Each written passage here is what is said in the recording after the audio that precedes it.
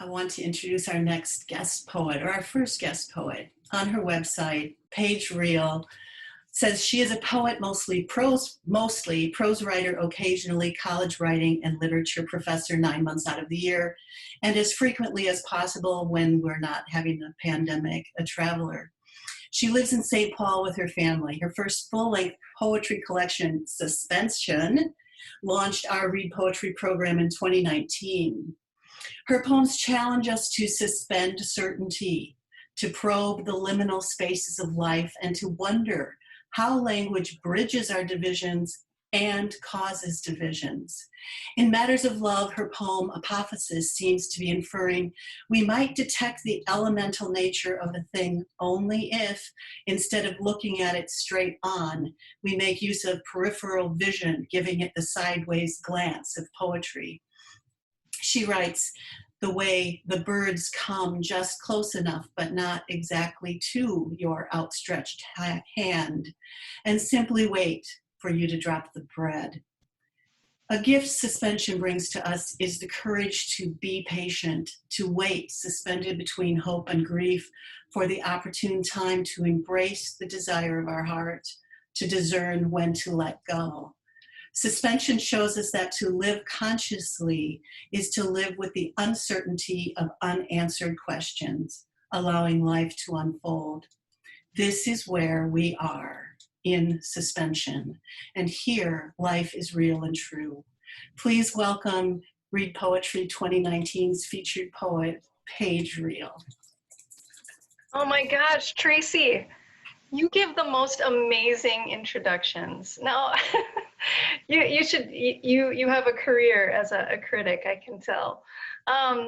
Louise, congratulations. I mean, I know I've said this before, but I am just so happy for you and for this beautiful chapbook. And I'm so thrilled that it found a home with Aquarius Press and Willow Books. And I just admire you. I'm a fan of your work. You have dedicated yourself so deeply to the craft of poetry over the last few years. I know that you've taken classes and you've read widely and you've written and written and written and revised and revised and revised. And you've done so much work that I think this book really illustrates the care with which you dove into yourself and into poetry to share your truth in these really powerful poems. So I'm going to read, because if I say much more about you, I'll start crying and then I won't be able to read and it'll just be a hot mess. So I'm going to read her Gauwin, which when Tracy asked me to choose a poem, it was hard because you have so many beautiful poems in here. But this one has always just done something to me in my heart. So her Gauwin. When the ghost of tomorrow begs me to lay with you, I bolt my eyes shut, failing to pacify her.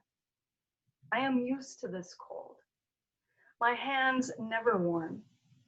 I know how to walk alone. I share secrets with the moon, then curse the wind, reminding me how alone I am. Still, I will forget certain things about you.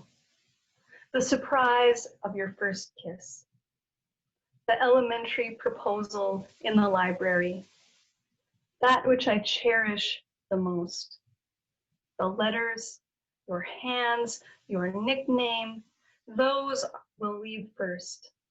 It will be my healing request.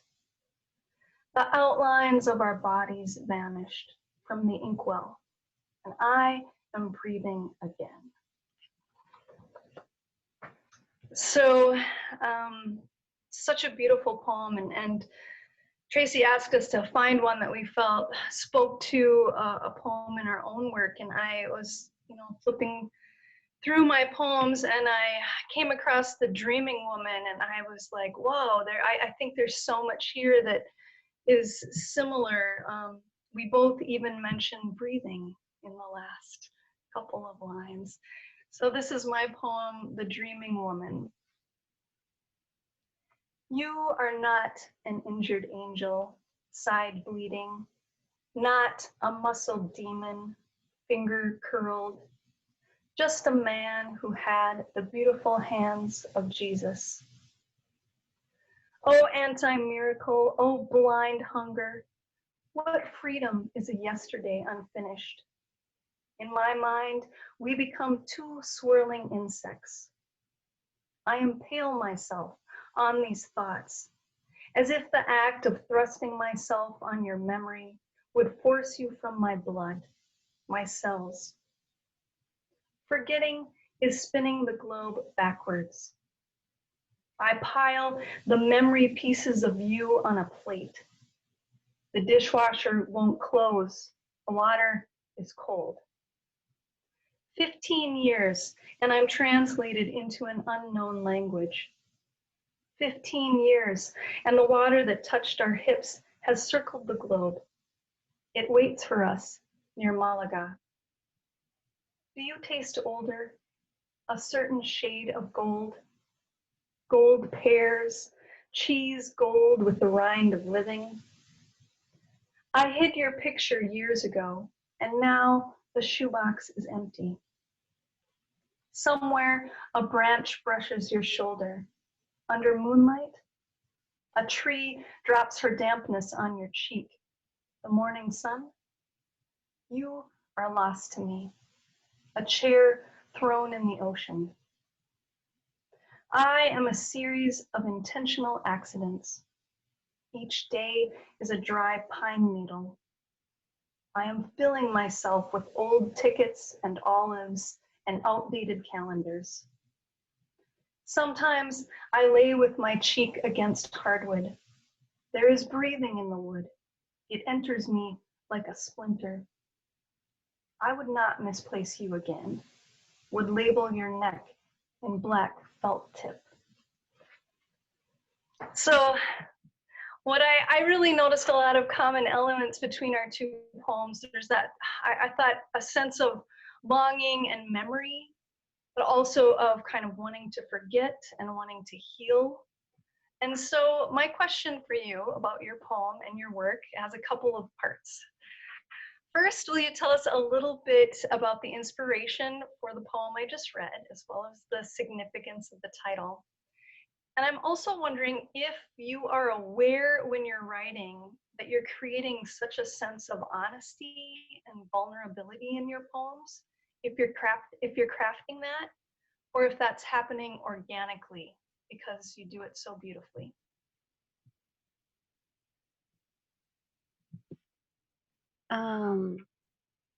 Thank you. I wonder if Jennifer Bowen Hicks had a part in some of the questions, because her questions are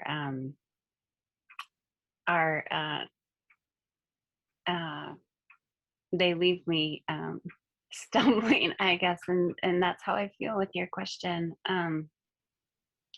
But to break it down, okay, so the inspiration behind that, you're exactly right. Just trying to forget, trying to heal, and trying to move forward. And so what I've learned in those moments, in those experiences when you are trying to move forward, it's those little things that become annoying, like slurping your soup, or nicknames, or the kind of the haunting disappearance of a touch on your skin. And so that I was just trying to kind of like rid myself, right, of those memories and just process it.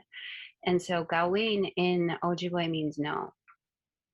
So it was like, it was a blank statement, like her no, you know, I'm moving forward past an experience, past a memory, and giving myself that permission that it is okay to let go despite any kind of raw hurt that I may be experiencing. And to the second part of that question, anytime that I try to kind of have a poem be molded into something specific, it never turns out right. If I want it to be polished, or I'm going to write a great poem about Kamala Harris, man, it's probably going to be a really shitty poem, because I have that that direct pinpoint in mind, but if I just kind of lean into that spirit and lean into the admiration or the honor of what she represents or what that is, then the spirit flows and I'm able to kind of get out of the way. And what I found, I think, is through these poems, and this is where I got out of the way. And there was a lot of revision, there was a lot of editing and kind of going back and forth with that. But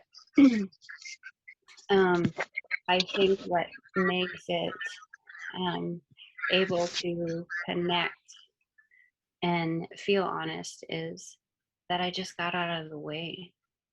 And I think we could use more of that nowadays. And your poetry, Paige, is out of this world. And thank you so much for being a support. Thank you for being a lover of the craft and understanding not only me as a growing writer, but me as a woman coming through heartache and one hellish journey, and supporting me through that as another human being. It's not something that I will ever forget, but it's something that I get to carry with me. And so thank you very much. Thank you, Louise. You've blessed my life. Thank you, Paige, and thank you, Louise.